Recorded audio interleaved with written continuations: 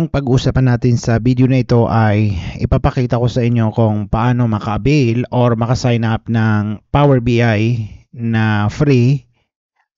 Iga-guide ko kayo kung paano kayo maka-sign up ng free na hindi kailangan ng credit card na magamit nyo din ng free tulad ng ginawa ko. So pag bago ka pa lang sa channel na ito, huwag mo kalimutan i-subscribe and i-click ang notification bell para updated ka sa mga na-upload ko na video.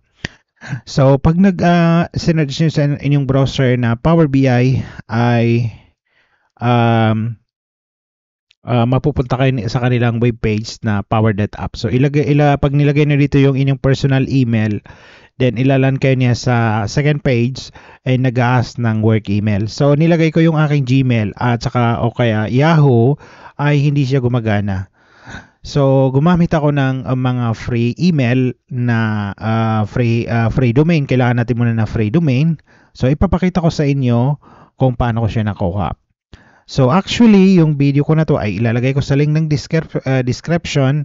Ito, na-upload ko na siya. Free domain name, free cost. So, hindi na kailangan ng credit card. 1 year nyo siya magagamit. So, in short, 1 year nyo siya i-enjoy. Tapos, pwede din 2 account ang gawa nyo dito ng email. So dito ako nag-sign up. Ilagay nyo lang yung inyong gusto desired na name, dito yung extension. Check nyo yung availability. Again, i-check nyo sa description ng video. Ilalagay ko yung full video doon.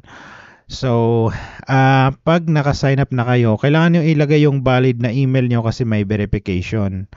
Then, dito sa baba, pag nandito kayo sa dashboard, then makikita niyo dito yung free business email. So mayroong free na 2 email na pwede niyo siyang gamitin.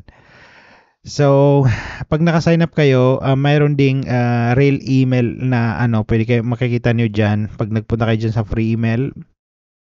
Ayan, kung makikita niyo 2 email yung free. Then i-click niyo lang yung sign up, then magsa-sign up kayo.